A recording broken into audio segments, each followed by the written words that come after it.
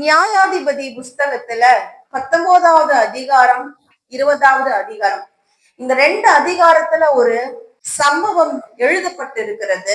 இந்த 19வது அதிகாரத்துல திருப்புவீர்களானால் அத முதலாவது வசனம் எப்படி ஆரம்பிக்குதுன்னா, இஸ்ரவேலில் ராஜா இல்லாத அந்நாட்களிலே. என்ன இஸ்ரவேலில யாரு இல்லையா? ராஜா இல்லையா? இஸ்ரவேலில ராஜா ஒரு அந்த தேசத்தை ஆளும்படிக்கு, ஜனங்களை சீர்படுத்தும்படிக்கு, இதை செய்யுங்கன்னு சொல்லும்படிக்கு இஸ்ரவேலில ராஜா இல்லையா அப்படின்னு இந்த கதை துவக்கம் ஆரம்பிக்கிறது. இப்ப ராஜா இல்லாத இந்த தேசத்துல என்ன சம்பவிக்குது அப்படின்னா, லேவியன் ஆகிய ஒரு மனுஷன் என்ன செய்யறானா, தன் மறுமனையாட்டியோட கூட அவன் வாசம் செய்து கொண்டிருக்கிறான். இந்த மனுஷனோடக்கு மனைவி மறுமனையாட்டியா இருக்கிற அந்த யூத ஊரா அந்த மனுஷி என்ன செய்கிறானா, தன் கணவனுக்கு விரோதமா விபச்சார பாவம் செய்து அவ என்ன செய்யறா, கொஞ்ச காலம் தன் தகப்பனோட வீட்டுல போய் இருக்கிறா. தன் தகப்பனோட வீட்டுல இருக்கிற மனைவியை கொஞ்ச காலம் கழிச்சு கூட்டிட்டு வரும்படி இந்த லேவியன் புறப்பட்டு போறான். புறப்பட்டு போய் தன் மாமனாரோட கூட இருந்து அவளும் வரவேற்கிறா, மாமனாரும் வரவேற்கிறாங்க. வரவேற்று அந்த இடத்துல அவனை தங்கி, நீங்க இன்னைக்கு தங்கி உங்க இருதயம் இளைப்பாரி நாளைக்கு போங்கன்னு சொல்றாங்க. அவங்க முதல் நாள் தங்குறாங்க. 2வது நாள் கிளம்பும் போது மறுபடியும் மாமனார் தங்க சொல்றாரு.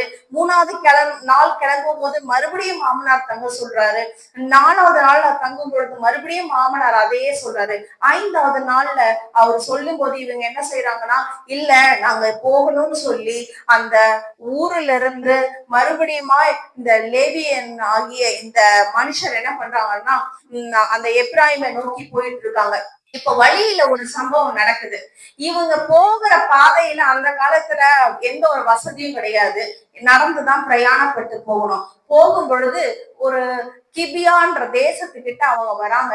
வரும்பொழுது அங்க இருட்டாயிருச்சு. இந்த இருட்டுல நம்ம போக முடியாதுன்னு சொல்லி என்ன செய்யறாங்கன்னா, இந்த கிபியா தேசத்துல இருக்கிற மனுஷர்கள் யாரு இருந்தாங்கன்னா, பெஞ்சமின் கோத்திரம். இந்த பெஞ்சமின் கோத்திரம் யாருன்னா, லேவியர்களுக்கு சகோதரர்கள் மாதிரிதான். எப்படின்னா, ஆபிரகாம்ன்ற ஒரு மனுஷனை ஆண்டவர் தெரிந்து கொண்டு அவனுக்கு வாக்குத்தத்தம் கொடுத்து அவனுக்கு பிள்ளை பிறக்க முடியாம இருக்கிற ஒரு நிலையிலிருந்து, டாக்டர்ஸால கூட இன்னைக்கு என்ன செய்ய முடியாது, இத்தனை ஒரு மருந்து இருக்கிறது, இத்தனை விதமான என்ன சொல்றது அறிவியல் ஆராய்ச்சி செய்யக்கூடிய எல்லா வசதி வாய்ப்புகளும் இருக்கு. ஆனா இந்த நேரத்துல கூட ஒரு வயசு உள்ள மனுஷனுக்கு என்ன செய்ய முடியாது, டாக்டர்ஸால குழந்தைய ஏற்படுத்த முடியாது. ஆனா அப்பேற்பட்ட சூழ்நிலையில எந்த ஒரு மருத்துவர்களும் இல்லாமல், எந்த ஒரு ஆராய்ச்சியும் இல்லாம ஆண்டவர் வாக்கு கொடுக்கிறாரு, என்ன நம்புப்பா நான் செய்யறேன்னு சொல்றாரு. அந்த மனுஷனும் ஆண்டவரை நம்புறபடியினால அவனுக்கு ஒரு பிள்ளைய கொடுத்து, இந்த பிள்ளை மூலமா நான் என்ன செய்வேன், உனக்கு உலகத்துல உள்ள எல்லாரும் நீ என்ன ஆவ, தகப்பனா ஆவேன்னு சொல்லி ஆபிரகாமுக்கு ஆண்டவர் ஈசாக்கை கொடுக்கிறார். ஈசாக்குக்கு ஆண்டவர் என்ன கொடுக்கிறார், 2 பிள்ளைகளை கொடுக்கிறார். இந்த 2 பிள்ளைகள்ல மூத்தவன் ஏசா, 2வது யாக்கோபு. ஏசா என்ன செய்யறான், ஆண்டவருக்கு பிரியமில்லாத ஒரு காரியம். கூட்டிட்டு வரும்போது தாத்தா என்ன பண்ணிட்டு இருந்தாரு, சிலைகளை செய்கிற தொழில் தான் அவங்க பூர்வீக தொழில், விக்கிரக செய்யற தொழில் தான் பூர்வீக தொழில். இப்ப அந்த தொழில இருந்துதான் ஆண்டவர் மீட்டு இந்த ஆபிரகாம்ன்ற மனுஷனை கூட்டிட்டு வந்து உடன்படிக்கை பண்றாரு. என்ன சொல்லுவோம் நம்ம இப்ப உள்ள மொழியில சொல்லணும்னா, ஒரு டீலிங், ஒரு என்ன செய்யறது, ஒரு காரியம், இப்படி நீ இதை செய் நான் இதை செய்றேன் அப்படின்னு சொல்லி ஒரு டீலிங் ஆபிரகாம் கூட வச்சுக்கிட்டாரு. நான் உனக்கு தேவனா இருப்பேன், நீ எனக்கு ஜனமா இருப்பேன்னு சொல்லி ஆபிரகாம ஆண்டவர் என்ன செய்யறாரு, தனக்குன்னு தேர்ந்தெடுத்து அது உடன்படிக்கையை நிலைநிறுத்தும்படிக்கு என்ன சொல்றாருன்னா, மாம்சத்துல நீங்க விருத்த சேதனம் பண்ணுங்க.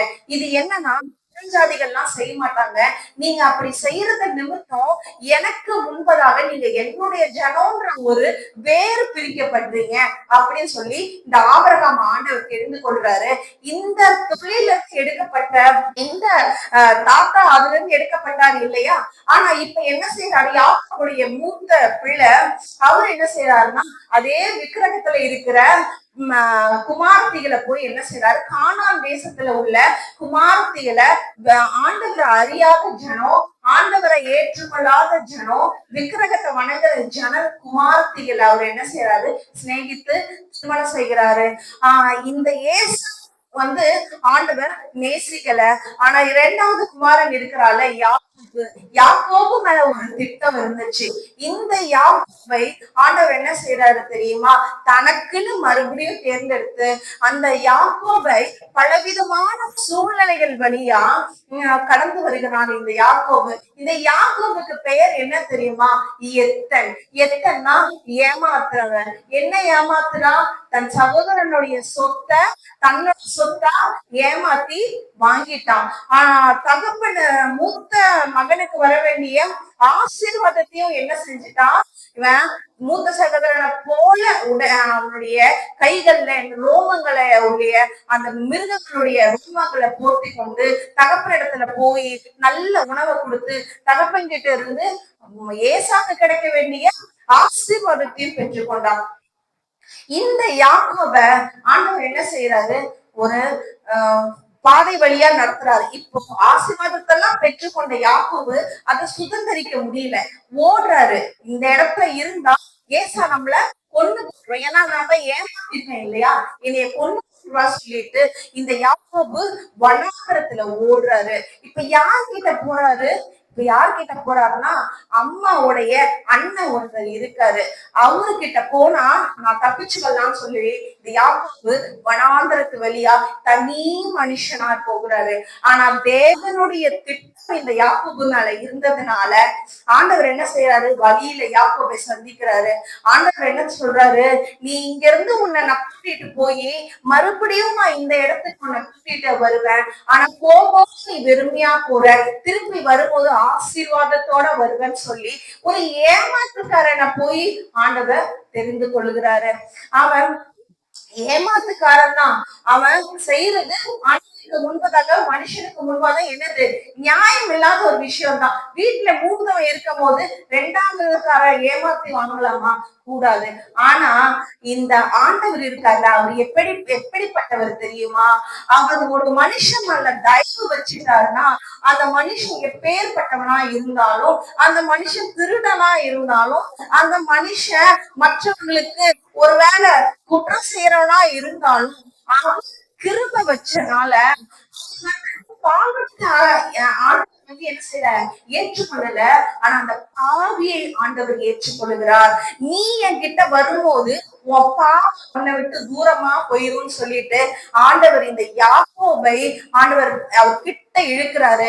அவர் கிட்ட இழுக்கும் போது இந்த யாக்கோபு, திருடனா இருந்த யாக்கோபு, அவன் ஒரே ஒரு அதிகாலையில கொஞ்ச நேரம் ஆண்டவரோட என்ன செய்யறான், அவன் யுத்தம் செய்யறான். என்ன செய்யறான், ஆண்டவரே இப்ப நான் திருப்பி நீங்க கூட்டிட்டு வரேன்னு சொன்னீங்க, நான் திருப்பியும் வரேன். ஆனா இப்ப என்ன ஏசா கொள்றதுக்கு வரானே, என்ன நீங்க ஆசீர்வதிங்கன்னு சொல்லி அவன் தேவனோடு என்ன செய்யறான், போராடுறான்.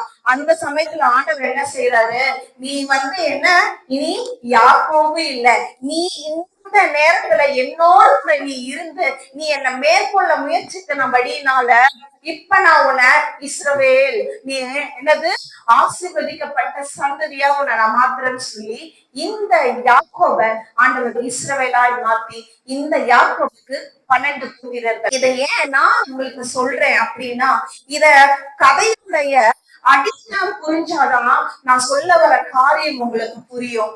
இப்பொழுது இந்த யாக்கோபு இருக்காரு இல்லையா, இந்த யாக்கோபுக்கு 12 பிள்ளைகள். அந்த 12 பிள்ளைகள்ல லேவி ஒரு மகன், பெஞ்சமின் ஒரு மகன். இப்ப இந்த கதையில பெஞ்சமின் அப்படின்ற யாக்கோபுடைய கடைக்குட்டி பிள்ளைய பார்த்துதான் நம்ம பார்க்க போறோம், வாசிக்க போறோம். இந்த லேவியும் இந்த யாக்கோபுக்கு ஒரு மகன் ரூபன், லேவி, யூதா, யோசேப்பு, சிமியோன் அப்படின்னு சொல்லி இந்த 12 பேர்ல பெஞ்சமின் கடைசி பிள்ளையா, கடைக்குட்டி பிள்ளையா யாக்கோபுக்கு.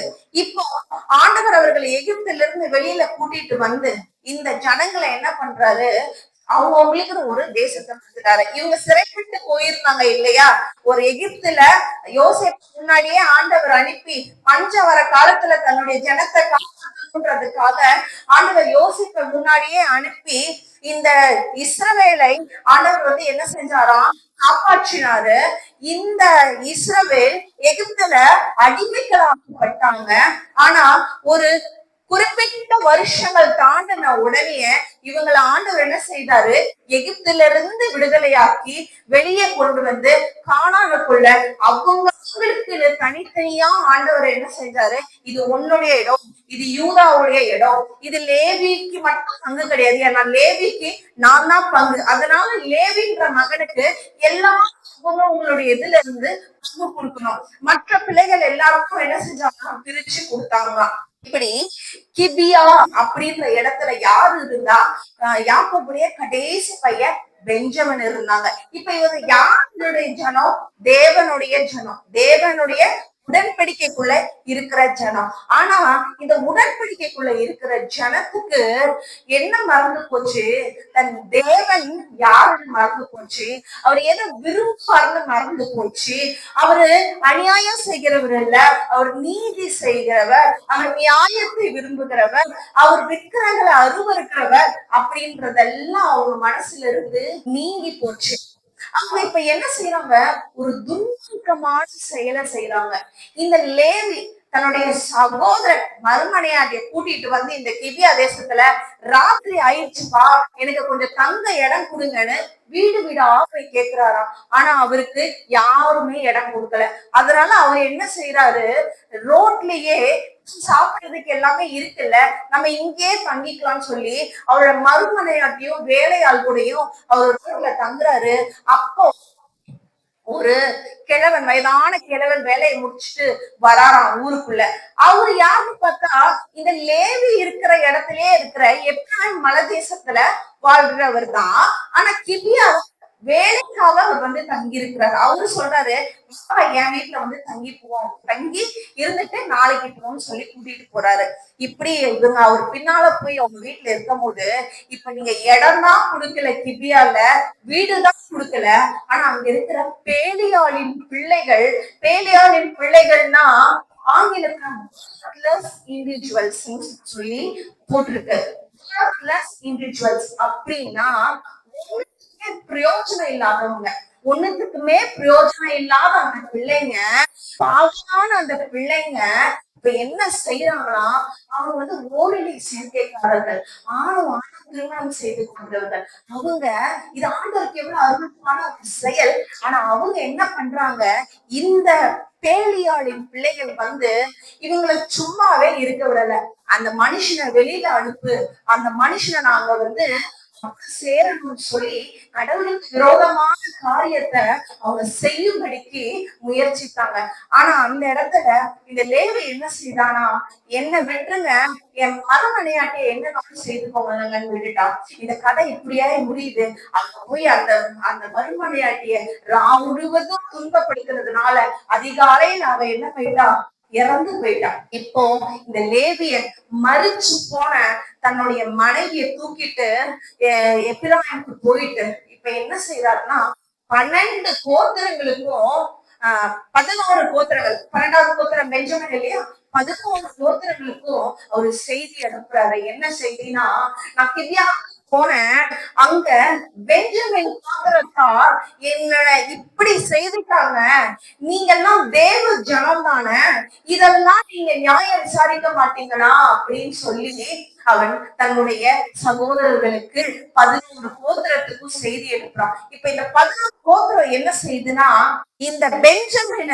இப்படி ஒரு கடவுளுக்கு விரோதமா தீர்வு செஞ்சுட்டானே, இவனை சும்மா விடலாமா, இவனை கொண்டு போட்டுறலாம்னு சொல்லிட்டு எல்லாரும் என்ன செய்யறாங்க, ஒன்றாய் கூட்டி பெஞ்சமினுக்கு விரோதமா வராங்க. இப்போ இந்த இவங்க ஆண்டவரை விசாரிக்கலாம், ஆண்டவரே நாங்க பெஞ்சமினுக்கு விரோதமா போலாமா, பெஞ்சமின் இப்படி ஒரு குற்றம் செய்திருக்கிறானே, இவனுக்கு விரோதமா என் சகோதரனுக்கு விரோதமாய் போலாம்னு ஆண்டவர் கிட்ட கேட்கல.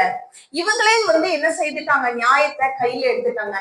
ஆனா சொல்றாங்க, இந்த யூதத்துல இந்த 11 கோபத்துக்கு நடுவுலயே இந்த அநீதி நடக்குது. ஆனா ஆண்டவர் அருவருக்கத்தக்க செயல் அவங்களுக்குள்ளேயே இருக்கும் போது அதை அவங்க பார்க்கல. அவங்க இப்போ தன்னுடைய சகோதரன் கிட்ட நடக்கிற குற்றத்தை மட்டும் பார்த்துட்டு அவங்க நாங்க இதுக்கு நீதி செய்ய போறோம்னு சொல்லிட்டு தங்கள் பாவங்களை உணராம இப்போ என்ன செய்யறாங்க, சகோதரனுக்கு நீதியை சரி கட்ட அவங்களே வராங்க. அப்போ நம்மளுடைய வாழ்க்கையில நம்மளும் என்ன செய்வோம், மற்றவங்களை பார்ப்போம். அவன் எப்படி பண்றான் பத்தியா, அவன் என்ன செய்யறான் பத்தியா, அவன் என்ன பேசுறான் பத்தியா, பிள்ளை எப்படி பண்ணுச்சு பத்தியா அப்படின்னு நம்ம என்ன செய்வோம், மற்றவர்களை, நம்முடைய சகோதரர்களை, இருக்கிற நம்முடைய சகோதர சகோதரிகளை, நம்ம கூட பிறந்த ரத்த சம்பந்தமான உறவை நம்ம என்ன செய்வோம், இவனா இவனை போய் என்னெல்லாம் செய்யணும், இவனை உயிரோட விடலாமான்னு சொல்லி நம்ம நியாயம் தீர்ப்போம் இல்லையா. ஆனா நம்ம என்ன செய்வோமா, நம்மளுக்குள்ளேயும் என்ன இருக்கு, அசூசி இருக்கு, நம்ம கிட்டையும் என்ன இருக்கு, பாவம் இருக்கு. நம்மளுடைய நீதி ஆண்டவருக்கு முன்பதாக அது கருத்து கோலமா இருக்குது. ஆனா நம்ம என்ன செய்வோம், மற்றவர்களை கை நீட்டு. ஆனா ஆண்டவர் அதுல பிரியப்படுறது இல்ல. அந்த நீதியுள்ள தேவன் தான். ஆனா முதல்ல நம்ம சீர்திருத்தணுமா, நம்ம பரிசுத்தப்படுத்தணுமா. இந்த பரிசுத்தம் எப்ப வரும்னா, இவர்கள் போய் பெஞ்சமினுக்கு யுத்தம் பண்ணும் போது, பெஞ்சமினர்கள் யார் தெரியுமா, அவர்கள் பலவான்கள். அவங்க அநேக பேர் இடது கையில செயல்படுறவங்க தானா, ஆனா பலவான்கள், பராக்கிரமசாலிகள். அவங்க என்ன செஞ்சாங்கன்னா, எனக்கு விரோதமா வரீங்கன்னு சொல்லிட்டு இவங்க இஸ்ரவேலர்கள் எல்லாரையும் முறியடிச்சிட்டாங்க, கொண்டு கொடுத்தாங்க. நிறைய பேரை ஓடிட்டாங்க திருப்பியும். ஏன்னா இவங்க கிட்ட முன்னாடி போய் ஆலோசனை கேட்காம இவங்களே நீதி சரி கட்ட வந்தாங்க இல்லையா. இப்பொழுது பெஞ்சமின் செஞ்சது தப்புதான், ஆனா உங்களுக்கு நடுவில் தப்பு இருக்கேப்பா, அதை நீங்க சீர் செய்யலையே. நீங்க சீர் செய்யாம இப்ப நீங்களே நீதியை சரி கட்ட போறீங்களேன்னு சொல்லி ஆண்டவர் அந்த இடத்துல அமைதியா இருந்துட்டாரு. இப்போ இவங்க என்ன செய்யறாங்க, 2வது முறை போறாங்க. 3வது முறை என்ன செய்யறாங்கன்னா, அவங்க ஆண்டவர் சமூகத்துல போய் நின்று ஆண்டவர் கிட்ட கேக்குறாங்க, ஆண்டவரே நாங்க பாவம் செஞ்சிட்டோம், எங்களுக்கு நடுவுல அசுத்தம் இருக்கு, எங்களை மன்னிங்கன்னு சொல்லி இப்ப அவங்க செய்த தவறு அவங்க உணர்ந்து மன்னிப்பு கேட்டு இப்ப பெஞ்சமினுக்கு விரோதமா போறாங்க. கர்த்தருடைய கரம் இவங்களோட இருக்கிறது. எப்ப நம்மள ஆராய்ந்து நம்ம சுத்திகரிப்போம், நம்ம எப்படி சுத்திகரிக்க முடியும், அனுதினமும் அவருடைய பாதத்துல இருக்கிறதுனாலதான், அவருடைய வசனத்தினால மாத்திரம்தான் சுத்திகரிக்க முடியும். நான் போய் இந்த காரியத்தை செய்யாதபடிக்கு இன்னைக்கு நான் நான் ஒழுக்கமா நடக்க போறேன், நான் ஒரு மணி நேரம் இல்ல, நான் இன்னைக்கு 2 மணி நேரம் ஜெபம் பண்ண போறேன், நான் இன்னைக்கு 5 அதிகாரம் வாசிக்க போறேன். நல்லது, வாசிங்க. ஆனா இதனாலெல்லாம் நீங்க என்ன பண்ண முடியாது, பரிசுத்தம் ஆக முடியாது. பரிசுத்தம் எப்படி ஆக முடியுமா, அவர் உங்களுக்காக வழியாய் சிலுவையில சிந்தப்பட்ட ரத்தம் இருக்கிறது இல்ல, அந்த ரத்தம் தான் என்ன பரிசுத்தமாக்குதுன்னு நீங்க ஒரு நம்பிக்கை வைக்கிறீங்கல்ல. இந்த நம்பிக்கை அனுதினமும் தியானிக்கிறீங்கல்ல. ஆண்டவரே நான் பலவீனமானவர் தான், நான் கோவப்படக்கூடாதுன்னு தான் நினைக்கிறேன், நான் இவங்களை பத்தி பேசக்கூடாதுன்னு தான் நினைக்கிறேன், நான் இந்த ரகசிய பாவத்தை தான் நினைக்கிறேன், ஆனா அது எனக்கு சம்மதம் இல்லதான், ஆனா எப்படியோ பண்ணிடுறேன். அந்த பேசும்போது மட்டும் எனக்கு பேச்சு வந்துருது, இந்த அண்ணன் கூட பேசும்போது மட்டும் ஏதோ வாய் தவறை நான் சொல்லிடுறேன், அவங்கள சபிச்சிடுறேன், கரிச்சு மாட்டிடுறேன் அப்படின்னு நீங்க என்ன செய்வீங்க, ஆண்டவர்கிட்ட உங்களுடைய உண்மையான துவத்தை போய் காட்டி, ஆண்டவரே என்ன மன்னிப்பீங்களா, எனக்காக சிலுவையில மதிச்சீங்களேப்பா, உங்களுடைய ரத்தத்தை நீங்க நினைவு கூர்ந்து என்ன மன்னிப்பீங்களான்னு அனுதினமும் அவரையே பொழுது நம்ம பரிசுத்தமாக்கப்படுவோம். நம்மளுக்கே தெரியாது. ஒரு நாள் அந்த அக்கா பேசும்போது, இல்லக்கா வேண்டாம், அவங்களை பத்தி நம்ம ஏன் பேசலாம், ஏன் நான் ஏன் சாராயத்தை குடிக்கணும், நான் ஏன் இந்த நான் ஏன் எப்படின்ற காரியம் உங்களையே அறியாம அவரை நீங்க சார்ந்து இருக்கிறபடினால, அவரு அன்ப நீங்க பிடிச்சிட்டு இருக்கபடினால இந்த பாவம் உங்களை விட்டு தூரமா போயிருமா.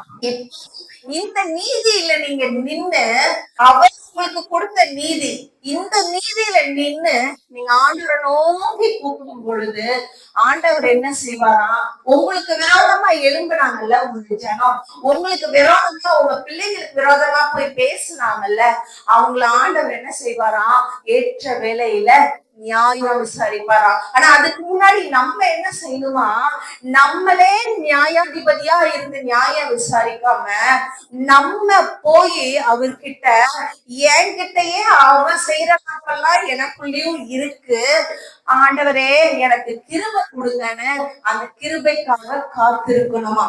அப்பொழுது இந்த இஸ்ரவேலர்கள்லாம் அப்படி ஆண்டவர் கிட்ட போய் முதலாவது அவங்க பாவங்களை அறிக்கை செய்யும் பொழுது, இப்பொழுது பெஞ்சமீனர்கள் என்ன செய்யப்பட்டாங்க, இந்த கடைக்குட்டி சகோதரர் இருக்காருல்ல, அவரு அன்னைக்கு பெஞ்சமீன் கிபியால பெரிய சேதம் உண்டாச்சும்.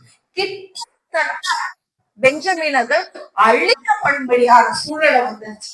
அப்படின்னு இனமே அழிக்கப்படும்படிக்கு அன்னைக்கு ஒரு பெரிய ஒரு இந்த எல்லா 11 கோத்திரமும் சேர்ந்து அந்த ஒரு கோத்திரத்தை என்ன பண்ணிட்டாங்க, சின்ன ஒரு கோத்திரமா மாத்திட்டாங்க. அவங்களுக்கு இப்ப என்ன செய்யுது, அடுத்த சந்ததி ஸ்திரீகள் இல்லாத சூழ்நிலையை ஏற்படுத்திட்டாங்க. இப்ப பெஞ்சமின் என்ன பண்றது, எல்லா கோத்திரத்துக்கும் நடுவுல தாழ்த்தப்பட்டுருச்சு. இப்ப பெஞ்சமினுக்குள்ள எப்பவுமே நம்ம என்ன செய்வோம், நான் பெரிய ஆளுடா அப்படின்னு நமக்குள்ள ஒரு எண்ணம் இருக்கும்ல, அப்போ அது சரியானதா இல்லாம பெருமை நமக்குள்ள தூக்கும் பொழுது ஆண்டவர் என்ன செய்வாரா, அவங்களை நேசிக்கிறபடினால, அவங்களை அன்பு கூறுகிறபடினால தகப்பன் தன் பிள்ளையை சிக்ஷிக்கிறது போல, எப்படி தகப்பன் வந்து உனக்கு அடி அந்த பக்கம் போனா, உனக்கு அவங்க கூட எல்லாம் சேர்த்தனா அப்படின்னு சொல்ற மாதிரி, அவங்க எங்க அப்பா எல்லாம் என்ன சொன்ன செய்வாங்க, முழங்கால் போடு முழங்கால் போடு, அது கல்யாண வீடுனாலும் சரி முழங்கால் போடு, எங்கனாலும் சரி முழங்கால் போடு. தகப்பன் தன் பிள்ளைகளை எதுக்கு சிரிச்சுக்கிறாங்களா, இவ்வளவு கஷ்டம் சிரிச்சுக்கிறாங்களா, இல்ல என் பிள்ளை போய் சீர்கேடா வேற எங்கேயும் சேர்ந்து எங்கேயாவது கெட்டு போயிடக்கூடாது, அதனால நான் அதை ஒழுங்குபடுத்துறேன்னு சொல்லி சில வேலைகள்ல நம்ம தாய் தகப்பன் நம்ம கிட்ட கொஞ்சம் கடுமையா தான் நடந்துக்கிறாங்க இல்லையா. அப்போ இந்த உலகத்துல இருக்கிற தகப்பனுக்கே அவங்க நம்மள சில நேரங்கள்ல கடுமையா நடத்துறது ஒரு நன்மைக்காகன்னும் போது, அவர் உங்களுடைய குறித்து அவர் என்ன செய்யறாரு, ஜாக்கிரதை உள்ளவரா இருக்கிறாரு. நீங்க என்ன பண்ணிடக்கூடாது, பிசாசுக்கு கைக்குள்ள போயிடக்கூடாது. நான் வச்சிருக்கிறேனே ஒரு அழகான பரலோகம், நான் வச்சிருக்கிறேனே ஒரு ஸ்தலம், இவங்களுக்காக ஒரு ஜீவ கிரீட வச்சிருக்கிறேனே, இவங்களுக்காக மகிமை வச்சிருக்கிற அந்த மகிமை நேசிக்காதபடி சில நேரங்கள்ல பிசாசு இவங்களை வந்து தொடர்ந்து பிடிக்கிறான், இவங்களும் அதுக்கு விட்டு கொடுத்துடுறாங்க. இவங்களுக்குள்ள ஒரு பெருமை வந்துச்சு, ஆனா எனக்கு இதெல்லாம் நடக்குதுன்னா ஆண்டவர் என் கூட இருக்காது போலன்னு நினைச்சுக்கிட்டு சில விஷயங்கள் பெருமை பேச்சு வருது. அந்த நேரத்துல ஆண்டவர் என்ன செய்யறாருன்னா, நம்ம தாழ்படியாக சில காரியங்களை வாழ்க்கையில அனுமதிக்கிறாரு. இவளுக்கு இந்த உடம்பு சரியாம போயிருச்சா, நம்ம முடியல, நல்லா தானே சாப்பிட்டுட்டு இருந்தா, நல்லா தானே உடம்ப பார்த்து வச்சிருந்தா, இந்த பிள்ளைக்கு இந்த சீட்டு காலேஜ்ல கிடைக்கலையா, நல்ல படிக்கிற பிள்ளை தானே அது, இந்த பிள்ளையா டக்குனு இப்படி ஆயிடுச்சு. சில நேரங்கள்ல இது வந்து நம்ம என்ன நினைப்போம், இது பிசாசு செஞ்சுட்டா அப்படின்னு நினைப்பான். ஆனா யாரு எல்லாத்தையும் அவரோட கையில அதிகாரம் வச்சிருக்கிறது யாரு, பிசாசுக்கு அவ்வளவு வல்லமெல்லாம் கிடையாது. யாரு எல்லாத்தையும் அவர் கைகளை வச்சிருக்கா, ஆண்டவராகிய இயேசு கிறிஸ்து. வானமும் பூமியும் அவருடையது, அவர் பாவத்தின் திறப்பெல்லாம் அவர்கிட்டதான் இருக்கு. பிசாசு சில நேரங்கள்ல அந்த யோபின் அதிகாரத்துல பிசாசு வந்து ஆண்டவருக்கு முன்னாடி நின்னு பேசுவாரு பாத்தீங்களா, ஆண்டவர் கேட்பாரு, யோபு மேல கண் வச்சிட்டியா அப்படின்னும் போது யோபுவை சோதிக்கிறதுக்கு பிசாசு வராதுல. சில இப்படிதான் நம்மளை குறிச்சு ஒவ்வொருத்தரையும் பிசாசு தேவனுடைய சங்கத்துக்கு போகுமா, நம்மளை எப்படி ஆண்டவர் கையெடுப்பாரு. எப்ப இவனை நம்ம இவனை இந்த காரியத்துல இவனை விட பண்ணிடலாம், எப்ப ஆண்டவர் அவனுடைய பாதுகாப்பை எடுப்பாரு, இவனை இந்த விஷயத்துல செஞ்சு வச்சிடலாம், இந்த வியாதியை கொடுத்துடலாம், இந்த பண நஷ்டத்தை ஏற்படுத்திடலாம் அப்படின்னு பிசாசு தேவ சமூகத்துல போய் இவனை விட பண்ணலாம் இருக்கும் போதெல்லாம் ஆண்டவர் என்ன செய்வாரு, பாதுகாப்ப வச்சிருப்பாரு. ஆனா உங்களுக்கு மேட்டிமா வரும் பாருங்க, அப்ப என்ன செய்வாருன்னா ஆண்டவர் அனுமதிப்பாரு. அவர் அவர் பொல்லாங்கினாலே சோதிக்கிறவர் இல்ல, பொல்லாங்கன் வரும் பொழுது அவர் அனுமதிப்பாரு. பிசாசு என்ன நினைப்பான், சந்தோஷமா இவனை அழிச்சு போட்டுலாம் நினைப்பான். ஆனா ஆண்டவர் என்ன நினைப்பாரு, நீ இப்போ நீ எதை கொண்டு அவங்கள அடிக்க நினைக்கிறியோ அதை கொண்டு நான் அவங்கள உருவாக்க போறேன். இப்ப அவங்கள உருவாக்கும் போது அவங்க கற்பாறையாகிய கிறிஸ்துக்குள்ள உறுதியாக நிற்பாங்க. ஒரு கீழே விழுந்துட்ட. இப்ப ஆண்டவர் என்ன செய்வாரு, ஆண்டவரே நோக்கி போது யாரையுமே யாராலையுமே யோசிச்சு பார்க்க முடியாது. இனி இவெல்லாம் பிழைக்கவே மாட்டான். இனி இவெல்லாம் என்ன செய்ய முடியாது, இந்த இவளுடைய குடும்பம் இவளுடைய வம்சம் தளிர்க்காதுன்னு மனுஷங்க முடிவு கட்டியிருப்பாங்கல்ல.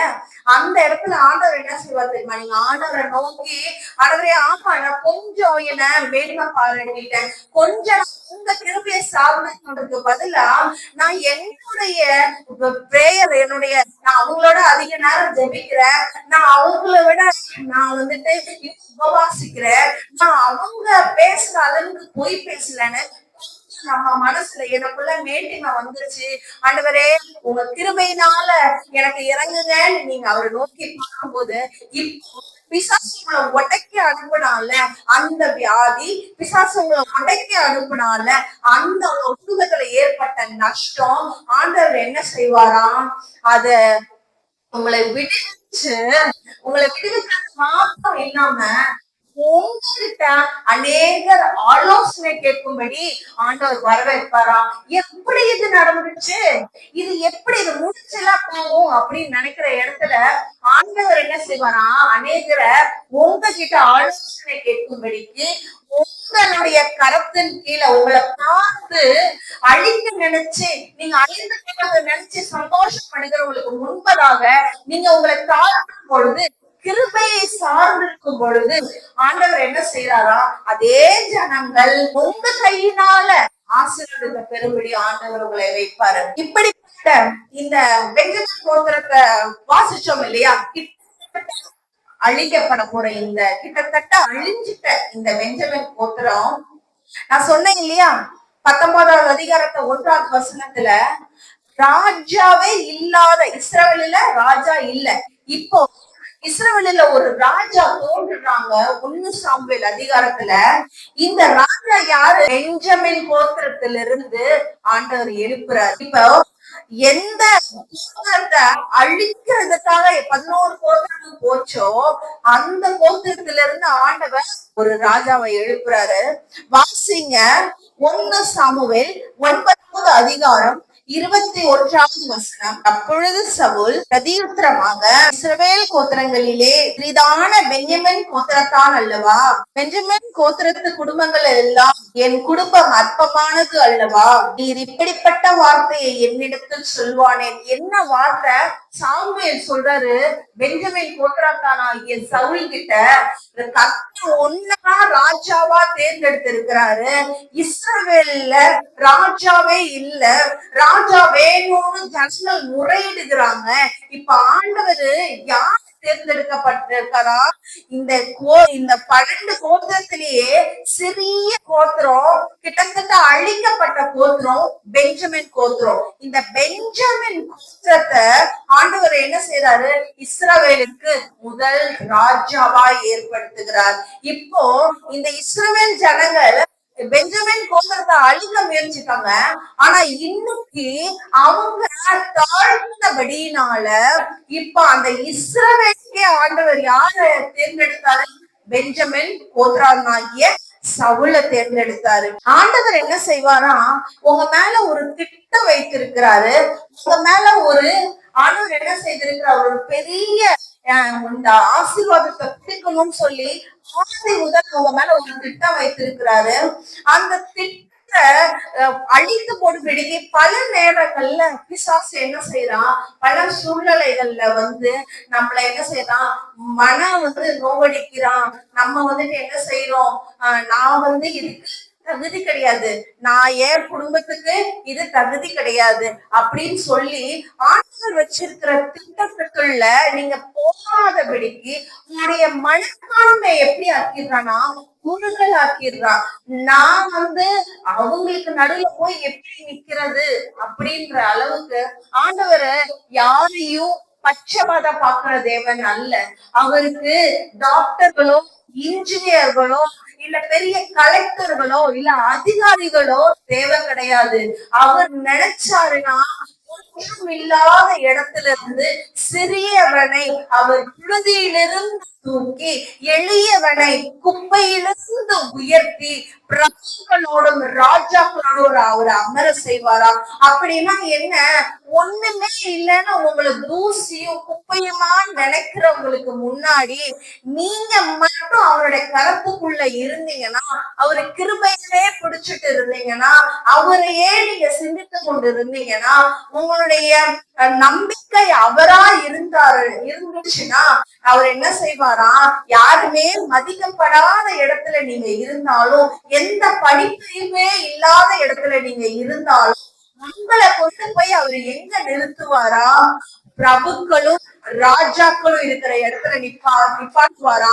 உங்க பிள்ளைங்களை எங்க நிப்பாட்டுவாரா, அவ ஒண்ணுமே தெரியாம இந்த கிராமத்துல இருந்தா, ஆனா அவ பிள்ளை திடீர்னு பார்த்தா பட்டணத்துல டாக்டர் படிக்குதுப்பா, படிக்கிறது அவளுடைய பேத்தியா கலெக்டர் ஆபீஸ்ல இருக்கிறது அப்படின்னு சொல்ற அளவுக்கு மேதைகளுக்கு மத்தியில படிக்காத உங்களின் நிமித்தம் உங்க வம்சத்தை ஆண்டவர் என்ன செய்வாராம், உயர்த்தி வைப்பாராம். அதுக்கு நீங்க என்ன செய்யணுமா, தாழ்வு மனப்பண்பு இருக்குல்ல, எனக்கு தகுதி கிடையாது, நான் இதுக்கு கிடையாது, ஆண்டவர் இந்த விஷயத்தை திரும்ப திரும்ப உங்க மனத்துல வைத்துக் கொள்ளுங்க.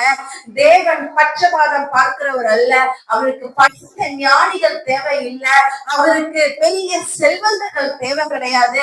அவர் தான் ஞானத்தின் ஆரம்பமே, அவர் தான் ஐஸ்வர்யத்தை தன்னுடைய கரத்துல வைத்திருக்கிறவரே. இந்த உலகத்தில் இருக்கிற எல்லா சம்பத்துகளும் அவர்கிட்ட இருந்துதான்ப்பா வருது.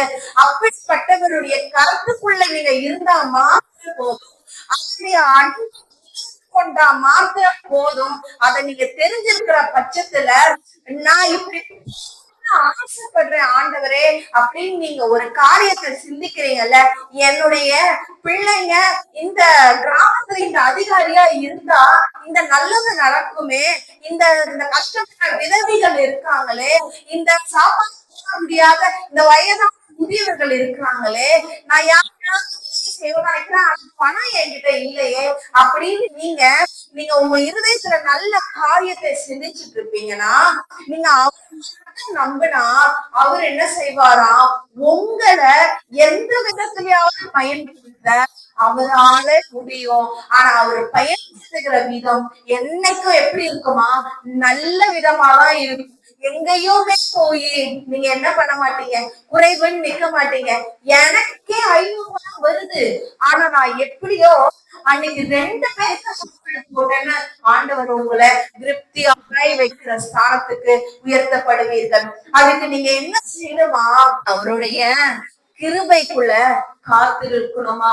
என்னைக்குமே மனுஷன் அவன் செய்யற செயல்னால அவன் பரிசுத்தமாக முடியாது.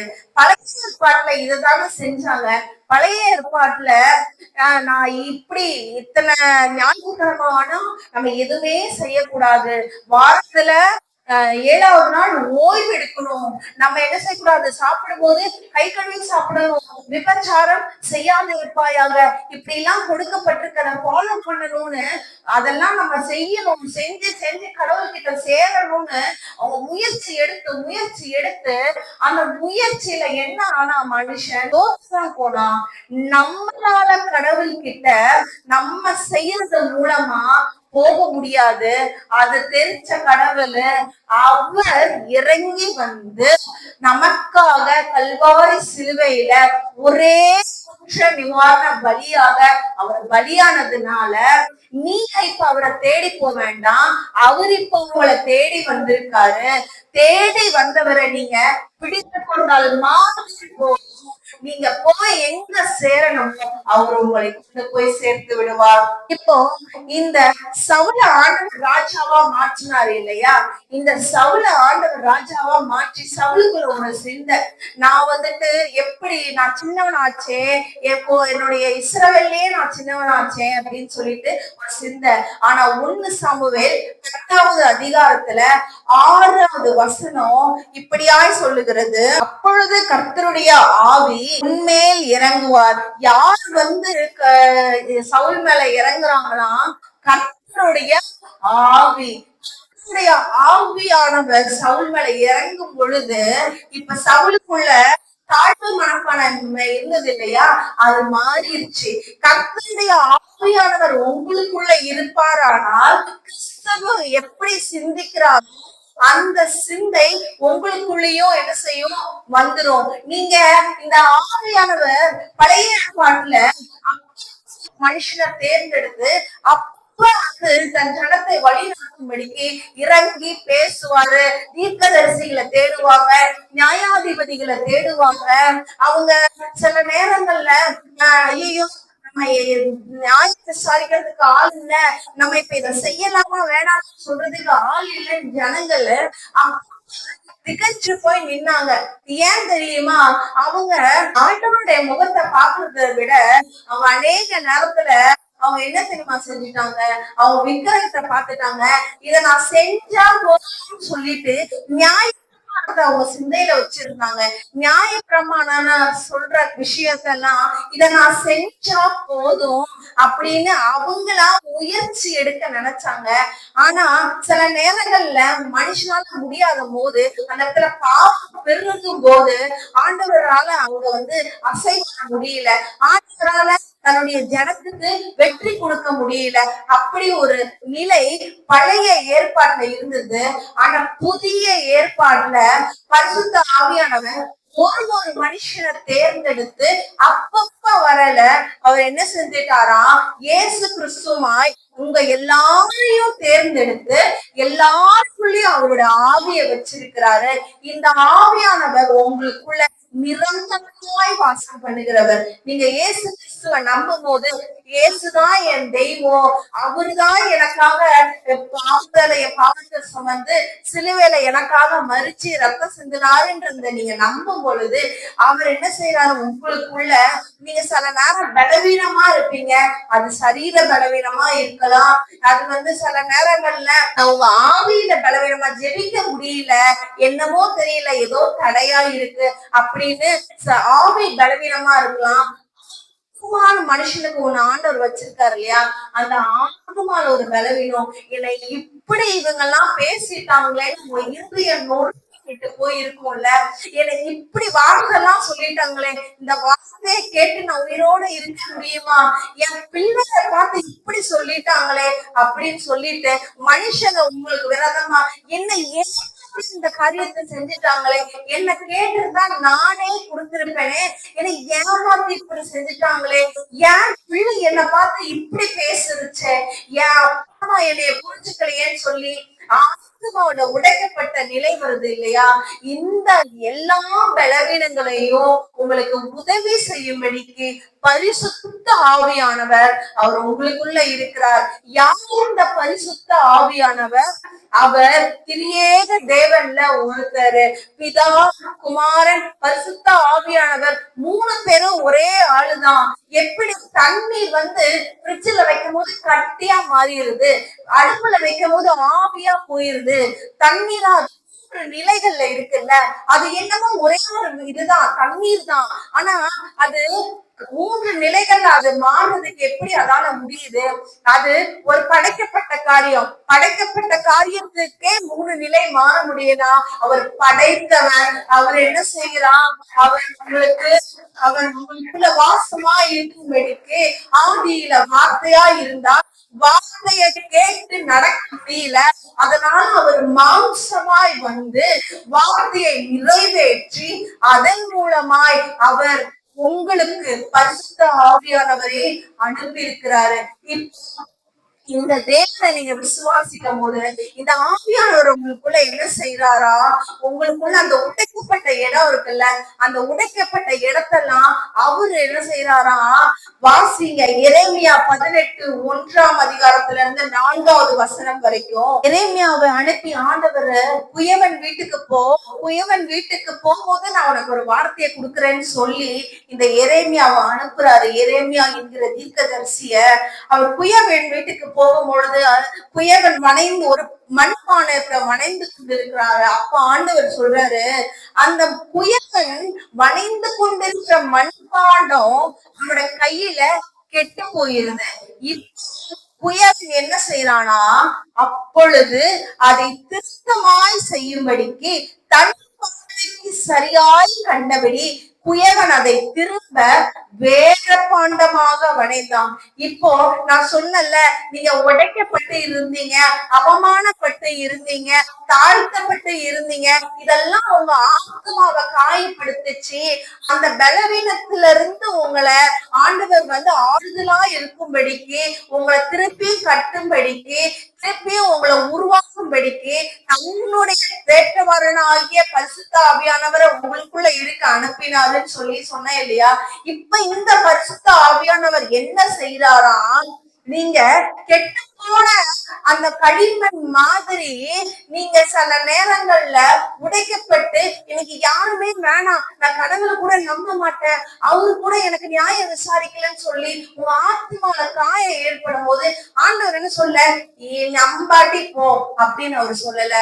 அவர் என்ன தெரியுமா சொல்றாரு, அவரு உங்களை தன்னுடைய இருதயத்திற்கு ஏற்றபடி மறுபடியும் புதிய பாண்டமாக, வேறு பாண்டமாக உங்களை ஆதியில ஒரு திட்டத்தோட தான் ஆண்டவர் உருவாக்குனாரு. ஆனா இடையில ஏற்பட்ட சூழ்நிலைக, கிடைத்த வாழ்க்கை துணை, நமக்கு ஏற்பட்ட நம்ம போன கிராமம், வேலை செய்கிற இடம், நம்ம அக்கம் பக்கத்துல இருக்கிறவங்க, நமக்கு ஏற்பட்ட எல்லா சூழ்நிலைகள்னாலையும் நம்ம கெட்டு போன ஒரு பாத்திரமா மாறிடும். அந்த திட்டத்துல நம்ம கொஞ்சம் நம்மள உருவாக்குற அந்த மண்பாடம் கொஞ்சம் அதோட வடிவம் மாறிதான் போயிருது, கெட்டுதான் போயிருது.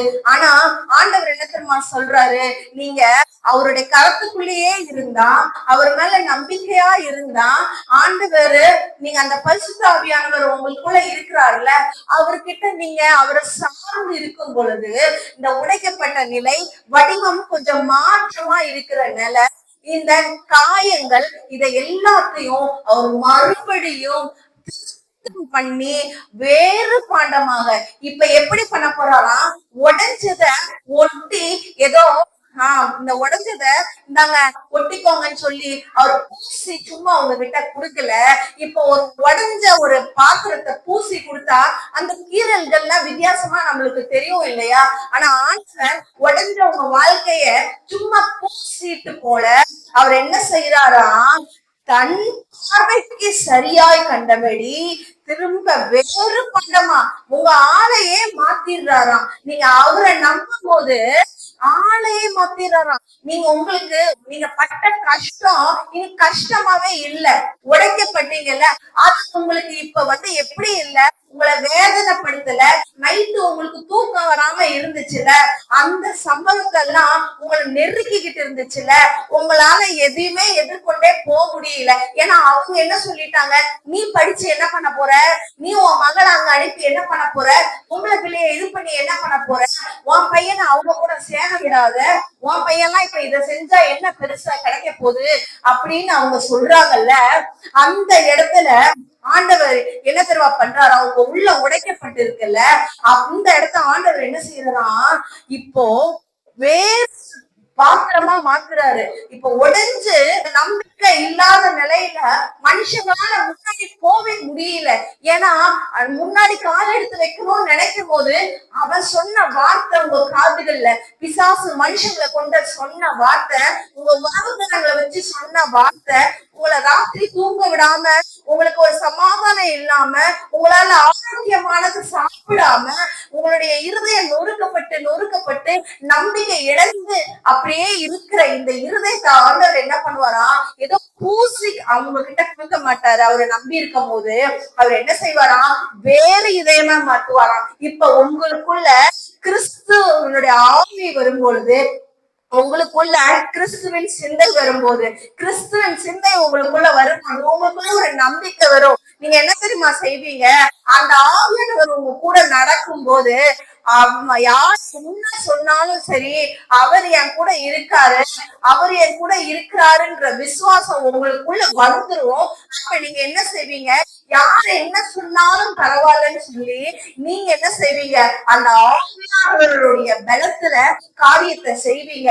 ஆவியானவருடைய பலத்தினாலே நீங்க காரியத்தை நடப்பிக்கும் போது, முடியாது, இது நடக்காது, இவனுக்கு இது வாய்க்காது, இவ இந்த இடத்துல சீரழிஞ்சு போயிட்டா அப்படின்னு உங்களை பற்றி கேவலமா கேலி செய்தவங்க முன்னாடி ஆண்டவர் உங்களை எப்படி மாற்றுவாராம், அவங்க இப்படியாயிடுச்சு அப்படின்னு ஆச்சரியப்படத்தக்கதா இவங்களை மாற்றுவாரு. அதுக்கு நீங்க என்ன செய்யணுமா, இந்த ஆவி ஆனவர் உங்களுக்குள்ள இருக்கிறத முதல்ல விசுவாசிக்கணும். நீங்க என்ன செய்யக்கூடாது, ஒரு பலவீனம் வந்ததும் இந்த காய்ச்சல் சரியாக மாட்டேங்குது, இது திருப்பி திருப்பி வந்துகிட்டே இருக்கிறது இல்லையே, பிசாசு தொல்லை தாங்க முடியலன்னு சொல்லக்கூடாது. பிசாசுக்கு உங்களை காட்டிலும் வல்லமை இல்ல, உங்களுக்கு ஏன் வல்லமை இருக்கு, அவர் உங்களுக்குள்ள இருக்கிறபடியினால என் நாமத்தை விசுவாசிக்கிறவர்கள் என்னையும் பலத்த கிரியைகள் செய்வார்கள் அவர் சொல்லியிருக்காருல்ல. சும்மா சொல்லியிருப்பாரு, அவரு சொல்லியிருக்காரு. நம்மளும் ஜெபிக்கிறோம், ஆனா நடக்க மாட்டேங்குது. எதுக்கு நடக்க மாட்டேங்குது, நம்ம ஜெபிக்கிறோம், ஆனா நம்ம எப்படி செய்ய மாட்டேங்கிறோம்னா, அனுதினமும் அதை உறுதியா புடிச்சு, பிசாசு என்ன கண்டா பயப்படுவான், நான் போய் நின்னா அந்த இடத்துல வியாதி சரியாகும் அப்படின்ற நம்பிக்கை நமக்குள்ள என்ன பண்ணணும், இருக்கணும். நமக்குள்ள அந்த நம்பிக்கை இல்லாம நம்ம ஜெபம் பண்ணோம்னா, நம்ம ஜெபம் பண்ணிட்டே இருப்போம், அது மூட்டை கணக்கா சேர்ந்துகிட்டே இருக்கும். கதவை திறந்தாதானே உள்ள வர முடியும். கதவுன்ற விசுவாசத்தை பூட்டி வச்சுக்கிட்டு ஜெபமா பண்ணி வாசல்ல அப்படியே அடுக்கி வச்சோம்னா நம்ம காரியம் வாய்க்காது. நம்ம ஜெபிக்கிறது நல்லதுதான், ஆனா நான் போய் நின்னாலே நடக்கும் அப்படின்ற விசுவாசங்களுக்குள்ள வரணும். நான் போய் நின்னாவா அப்படின்னு சொல்லக்கூடாது, நான் போய் நின்னா நடக்கும். நான் போனா அந்த ஊர்ல இருக்கிற விக்கிரகத்தை வணங்கிட்டு இருக்க ஜனங்க என்ன பண்ணுவாங்கன்னா, போனாலே அவங்க ஆவியில ஒரு ஆட்டம் வரும், ஏதோ சரி இருக்காது, அங்க ஒரு விடுதலை வரும், அது தெரியாது. ஆனா நீங்க ஆவியில விசுவாசம் உள்ளவர்களா இருக்கும் போது அங்க போய் நின்னுட்டு சாஸ்திரமா பேசிட்டு தான் வருவீங்க. நீங்க வந்ததுக்கு அப்புறம் அந்த வீட்டுக்குள்ள ஒரு ஆட்டம் இருக்கும். என்ன ஆட்டம், உங்களுடைய அபிஷேகத்தை நீங்க அங்க போய் நின்னுட்டு வந்துருக்கீங்கல்ல, அந்த அபிஷேகம் அவங்க கிரியை செய்யும். அவங்க என்ன செய்வான், கொஞ்ச நாள்ல அவங்களே இந்த அக்காவை ஜபம் பண்ண சொல்லுவோம், இந்த அண்ணனை ஜபம் பண்ண சொல்லுவோம், உங்க கிட்ட வருவாங்க. அவங்க உங்க மேல நம்பிக்கை வைப்பாங்க, நீங்க தெய்வத்து மேல நம்பிக்கை வைப்பாங்க. இதுக்கு நம்ம என்ன செய்யணுமா, ஒரே ஒரு காரியம் தான் நம்ம செய்யணும். இந்த பரிசுத்த ஆவியானவர் என் கூட இருக்கிறாருன்னு சொல்லி நம்ம என்ன செய்யணும், எப்பவுமே நம்ம அதை உங்க நினைவுல கொள்ளணும். பரிசுத்த ஆவியானவர் நான் இப்படி செஞ்சிட்டனால என்னை விட்டு பரிசுத்த ஆவியானவர் போயிட்டாரு அப்படின்னு நினைக்கிறதுக்கு நீங்க எங்க இல்ல, பழைய நியாய பிரமாணத்துக்குள்ள இல்ல, புதிய உடன்படிக்கைக்குள்ள இருக்கிறீங்க. எனக்கு இந்த சபையோட பெயர் தெரியாது, ஆனா என்னுடைய கணவர் சொல்லும் போது சர்ச் ஆஃப் கிரேஸ், கிருபையின் சபையா. நீங்க எல்லாம் எங்க உட்கார்ந்து இருக்கீங்க, கிருபைக்குள்ள உட்கார்ந்து இருக்கிறீங்க. சபை பெயர் என்ன பெயர், கிருபை. இன்னைக்கு இந்த கிருபைன்ற வார்த்தையை எல்லாரும் அதனாலதான் நிக்கிறோன்றதே மறந்துட்டு மணி கணக்கா அவங்க செய்யற ஆண்டவருக்கு செய்யற காரியம் இருக்கே, இந்த பரலோகத்துல இருந்து ஆண்டவரே எட்டி பார்த்து ஐயோடா அப்படின்ற மாதிரி இருக்கு. ஏன்னா அவரு உங்க மேல ஒரு திட்டத்தை வச்சு உங்களுக்காக கல்வாரி சிலுவையில நீங்கெல்லாம் இதை செய்ய முடியாது, இது உங்களுக்கு பலவீனமான மாண்டங்கள் தான் சொல்லி அவருக்காமே அவருடைய சிங்காசனத்தை விட்டு இறங்கி வந்து அந்த நியாய பிரமாணத்தை உங்களுக்காக நிறைவேற்றி முடித்து உங்களுக்கு நீங்க இங்க பயணப்பட்டு கொண்டிருக்கிற இந்த பூமியில நீங்க பலவீனம் ஆகாதபடிக்கு அவர் என்ன பண்ணாராம், தம்முடைய ஆவியானவரை உங்களுக்குள்ள அனுப்பினார். இந்த ஆவியானவர் யாரு? இயேசு கிறிஸ்துவை மூன்றாம் நாளிலே மரித்தோரிலிருந்து எழுப்பின அந்த பரிசுத்த ஆவியானவர் உங்களுக்குள்ளும் எனக்குள்ளும் வாசமா இருக்கிறார். இந்த பரிசுத்த ஆவியானவர் இருக்கிற ஒரு மனுஷனை பிசாசு உடைக்க முடியுமா? தொட முடியுமா? உங்க வீட்டுல பில்லி சூனிய வேலை செய்யுமா? உங்களுக்கு வியாதி படுக்கையில இந்த நெருக்கம் வருமா? உங்க குடும்பத்துக்கு அந்த அவமானம் நிரந்தரமா இருக்குமா? இருக்காது. அவர் உங்களோடு இருக்கிறபடியினால அவர் என்ன செய்யறாரு? உடைக்கப்பட்ட இடத்துல எல்லாம் அவர் மறுரூபமா வேற ஒரு பாத்திரமா உங்களை மாத்திடுறாரு. அவரையே மாத்திடுறாரு. நான் ஒண்ணுமே இல்ல நிக்காத நீங்க இப்போ அவர் உங்களுக்குள்ள இருக்கிறாருன்றத நம்புறபடினால அந்த இடத்துல கான்பிடென்டா போய் நிக்கிறீங்க. நீ இங்கிலீஷ் பேசுறியா? நான் பேசுறேன். எனக்கு ஆண்டவர் ஞானத்தை கொடுத்திருக்கிறாரு. ஏன்னா மீன் ஆண்டவர் 3000 பேரை அன்னைக்கு எழுப்பினாரு. மீன் பிடிச்ச பேரு அந்த பேருக்கு யாரு? கலிலேய மனுஷன். அவன் படிப்பறிவு கிடையாது, ஒரு கலாச்சாரம் கிடையாது. ஆனா அந்த மனுஷனுக்குள்ள இந்த ஆவியானவர் இறங்கும் பொழுது அன்றைய தினத்துல 3000 பேரை அவர் எழுப்பினாரு, ஆண்டவருக்குள்ள திருப்பினாரு. அப்போ அந்த பேருக்கு செய்த ஆண்டவர் உங்களுக்கு செய்யாம போயிருவாரா? இந்த ஊர்ல இருக்கிறவங்கள ரட்சிக்காம போயிருவாரா? உங்க பிள்ளைங்களை ஆசீர்வாதமா வைக்காம விட்டுருவாரா? அந்த அம்மனுக்கு கிடைக்க வேண்டிய நியாயத்தை அவரு கிடைக்க விடாம பண்ணிருவாரா? இல்ல, அவர் உங்களுக்காக உங்க பட்சத்துல எப்போதும் இருக்கிறவரானபடியினால உங்களை ஆசீர்வதிக்கிறதே கர்த்தருக்கு பிரியமான ஒரு விஷயம். இப்போ இந்த வேறு இதயத்தை கொடுக்கிற ஆண்டவர் சவுலுக்கு வேற இதயத்தை கொடுத்தாரு. சவுல் என்ன செஞ்சாரு? அந்த ஆவியானவர் சொன்னல பழைய ஏற்பாட்டுல அப்பப்ப வந்து இறங்குவாரு போவாருன்னு சொல்லிட்டு இந்த சவுல் என்ன செய்தாரு? அந்த தாழ்வு மனப்பான்மையில இருந்து இன்னும் வெளியில வரல. ஏன்னா நமக்கு கிடைச்ச கிருபை பாவம் சவுலுக்கு கிடைக்கலையே. நம்மளுக்காக ஒரு சிலுவையில ரத்தம் சிந்தி நம்ம கூடயே பரிசுத்த ஆவியானவர் இருக்கும்படிக்கு அவர் வந்துட்டு உங்களுக்குள்ள வந்து பரிசுத்த ஆவியானவரை வச்சு உங்க பலவீனத்துல உங்களுக்கு உதவி செய்யறதுக்கு வச்சாருல்ல. ஆனா பாத்து இந்த சவுலுக்கு உதவி செய்யறதுக்கு பழைய ஏற்பாட்டுல அவருடைய பலவீனங்களை தாங்குறதுக்கு அந்த பழைய நியாய பிரமாணத்துல இல்ல. அதனால சவுல் என்ன செய்துட்டாரு? ஒரு கட்டத்துல விழுந்துட்டாரு. ஆண்டவர் என்ன தெரியுமா செய்தாரு? ஆண்டவர் விழுந்தவர்களை மறுபடியும் தூங்கிருக்கு. இந்த பெஞ்சமின் கோத்திரம் இருக்குல்ல, இந்த பெஞ்சமின் கோத்திரம் ஒரு கட்டத்துல யூத கோத்திரமும் பெஞ்சமின் கோத்திரமும் ஒரே கோத்திரமா இணைஞ்சு யூதர்கள் அப்படின்னு மாறிட்டாங்களாம். இப்போ இந்த 2 கோத்திரம் இருக்குல்ல, அந்த 11 அந்த யாக்கோபுடைய 12 குமாரர்கள்ல இந்த 2 கோத்திரம் மட்டும் விசேஷமான கோத்திரமா மாறிடுச்சு. ஆனா அது எப்படி ஒரு இந்த பெஞ்சமின் கோத்திரம் எந்த இடத்துல இருந்துச்சு, எந்த நிலையில இருந்துச்சு? அழிக்கப்பட்டு கிட்டத்தட்ட அழிக்கப்படுற ஒரு நிலையில இருந்துச்சு. ஆனா ஆண்டவர் கிருபைய இந்த பெஞ்சமின் கோத்திரத்துல இருந்து ஒரு மனுஷன் எஸ்தர்ன்ற ஒரு தெய்வ மனுஷிய எழுப்பி அந்த பெஞ்சமின் கோத்திரத்தின் மூலமா ஆண்டவர் இஸ்ரவேலை ரட்சித்தாரு. அநேக காரியங்கள் ஆண்டவர் உங்களுக்கு சொல்லியிருக்காரு, பெஞ்சமினுக்கு செஞ்சிருக்காரு. சொல்ல நேரம் இல்லை. ஆனா நான் உங்களிடத்துல கடைசியா ஒரு காரியத்தை சொல்லுகிறேன். ஆண்டவர் ஒரு மனுஷன் மேல திட்டம் வைத்தால் அந்த மனுஷனை கொண்டு தலைமுறைகளையும் ஆண்டவர் அசைக்கத்தக்கதான காரியங்களை செய்வார். ஆனா நீங்க என்ன பண்ணக்கூடாதா? பலவீனரா இருக்கக்கூடாது, பலவீனரா சிந்திக்க கூடாது. நீங்க இன்னும் நியாய பிரமாணத்துக்கு கீழே இல்ல. நீங்க இன்னும் நியாய பிரமாணம்னா என்ன? செய்கை. நான் இத செஞ்சா இது நடக்கும், நான் இப்படி பண்ணா அது நடக்கும் அப்படின்ற டீலிங்லாம் அங்கேயே என்ன ஆயிருச்சு? சிலுவையிலேயே முடிஞ்சு போச்சு. டீலிங்க ஆண்டவர் சிலுவையில செஞ்சு முடிச்சிட்டாரு. சிலுவையில அவர் முடிச்சிட்டாரு. இப்ப நீங்க என்ன செய்ய வேண்டாம், இத செஞ்சா அதை செஞ்சான்னு செய்ய வேண்டாம். அவரை பிடித்து கொண்டா போதும், அவர் மேல நம்பிக்கை வைத்தா மட்டும் போதும். உங்களுக்கான காரியத்தை கர்த்தர் நிறைவேற்றி முடிப்பார்.